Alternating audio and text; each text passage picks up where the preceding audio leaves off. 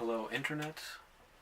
The topic of discussion today is a political one. This will be a political video mainly concerning the ongoing infringements that are affecting our fellow citizens in the state of California.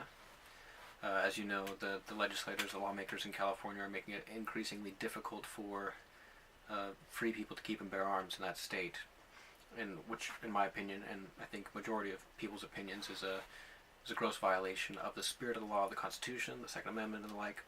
And the comparison I have to this is sort of a weird cultural phenomena from Japan. It just popped into my mind here today, called Yubitsume. I believe I'm pronouncing that correctly. The time of filming this is January 2018, and recent laws have just been enacted that require various modifications in order for a person to not be criminal. They will either have to change their weapon, the way the arm-like weapon system is set up, or they will have to register their firearm, which again that is not something that the founders originally intended, for everyone to have an ongoing list of who does and does not have weapons, which I know practically speaking, like, yes, all our internet service providers relay information to you, the NSA, etc., that they can tell, oh, you're looking for ammunition such and such caliber. It's likely not for Christmas decorations. It's probably because you own that weapon system. I understand that. So, but the principle of it was never to have a database of who has weapons and what they have. Again, that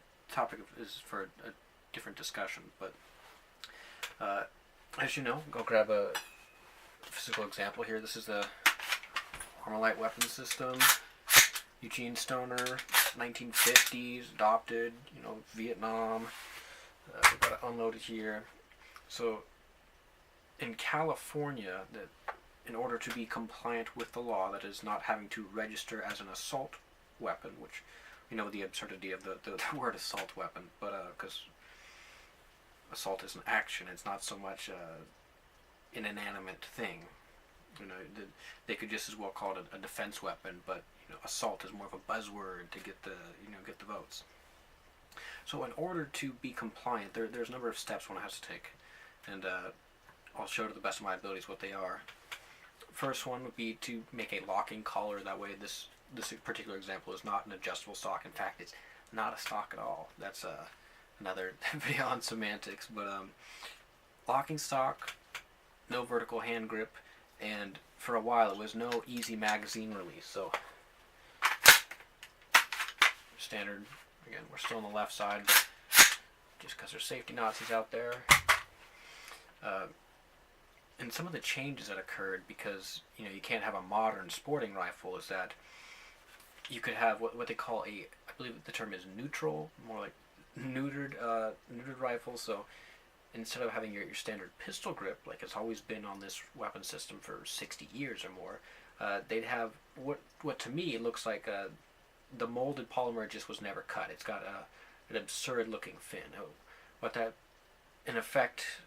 the effect of that is that instead of having a good purchase up around this grip, you're forced to have all your fingers on one side, so you only have half control. And the sagacious ones in California have decided that, insert SpongeBob meme, we did it, we saved the city, by making it so that law-abiding citizens are going to have a more difficult time handling their firearm should they use it in a lawful manner. Obviously, the absurdity is that criminals would never comply with this law. I mean, you could buy one of these neutral or neutered pistol grips and then cut it off with an X-Acto knife, or they'll go to Nevada and purchase one because these are a dime a dozen. Like, got this for $5. Like, another thing would be this was, in my opinion, the most absurd, the bullet button. And there's other things now. One of the videos that prompted this discussion was I saw someone have something called a Patriot pen. So for the new 2018, in order to not be an assault weapon, you have to have a fixed magazine, like a lot of other old school style weapon system, where you were loading. It's an internal magazine that you load by hand. So this is a removable Mox magazine. With the internal magazines, usually you load things on stripper clips, if you get the gist. But in order to do this, you'd have to run your bolt forward, chamber, pull the takedown pin, and then with a magazine inserted, then you could depress it, then you could do the magazine release. And on first glance, that doesn't sound like the biggest infringement, but this is another analogy like the straw that broke the camel's back. I truly believe that this is one of the ones for the records because it's asinine, and here's why. With the Armalite weapon system, there are three major malfunctions. I don't know if I'm still in frame, but I hope I am. With all these, let's say you've got a double feed, right? So you have two cartridges trying to chamber themselves. As it stands, you strip the magazine out, which you can't do in California, and there are a number of other things. But if you see the major malfunction here is that you cannot strip the magazine out when the bolt is in the rear. So in California, if you had double feed, you'd have to close the bolt, which you can't do because there are two cartridges in that chamber wedged in there. A lot of times you have to, what they call mortaring it, you have to slam it against the ground to get some momentum to rip those things out. Then open it up. So in essence what this does is that it makes it so that an honest American law-abiding citizen can't operate their weapon to the best of their ability. In fact, it makes them a danger.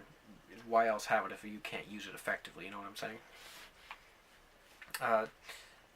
What tied this in for me would the Yubitsume, if I'm pronouncing that correctly. It's a Japanese custom. You might hear it practiced by there's an international crime syndicate that was formerly called the Yakuza. They go by some Hebrew name now. I'm not familiar enough with it, but they are famous for, kidnapping, blackmail, that sort of thing, of like high level, like technology companies, governments, etc. But one of their practices, and I believe this is an ancient practice, was that in order to show loyalty, subordination, or fealty, if you had made a mistake or something like that, would be you cut off part of your finger, most likely your pinky finger. I don't think it's the whole thing. I think it's like a digit or more, but in essence what this does is that when you're gripping a katana, which is their primary weapon back then, you've got less of a grip on it. You can't use your weapon as effectively, and that's to show subordination to the kingpin, Yakuza, mafia leader. And I feel like that is in essence what the government, Jerry Brown, all these people in California are asking of their citizens. It's not so much a government of the people, for the people, by the people. It's more of an aristocracy where these central planners know better than you, and you can't have you don't have the proper training to use that. It's just like these guns. And this is sort of one of the problems with one of the contentions, I suppose, that people have with gun control in general, is that it's becoming increasingly easier throughout history, as technology advances, to use a weapon. They're becoming more and more effective, and people don't like that. They would rather you have a flintlock musket or something like that. Whereas if you read all the jurisprudence of throughout history, actually this is a good example to bring in the Second Amendment Primer by someone Adams. This is a very cheap book. Comes highly recommended. It's not strictly United States. It goes throughout history in different eras and different areas, what the political leanings have been for the time. Oh, got sidetracked real quick.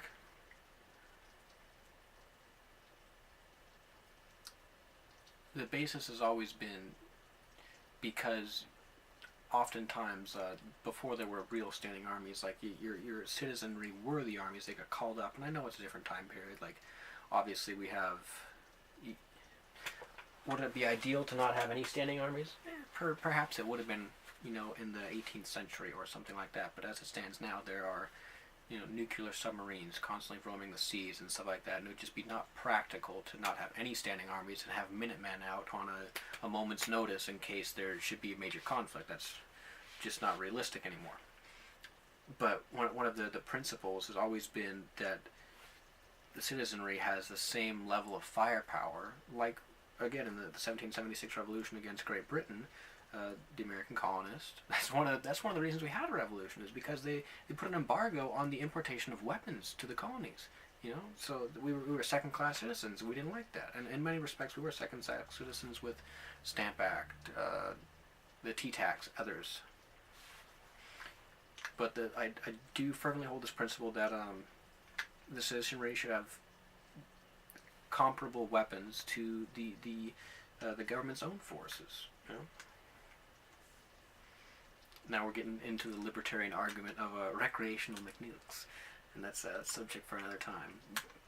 But as this is my maiden video, if you will, the maiden voyage of this channel, I'd be interested to see what your thoughts on this particular issue are, what a solution would be. I have in my mind my own solution, but not very PC, and a lot of people might gasp and gawk at it. But this sort of dictates the political leanings for certain of this channel, and I do intend to continue making political and cultural critiques, as well as videos that are educational or videos for my own enjoyment. As you can see, my channel is called the Cowboy Chemist, and that's predominantly what I had intended this to be for, was for chemistry. I've got all sorts of glassware behind me and whatnot, but that's not the soul of my ambitions. You know, that's up to the only thing I'm interested in. So I'd be interested to see what sort of videos that you, the viewer, would be interested in. I might cater more towards that, or I might not. But thank you for watching, and I hope to see you again.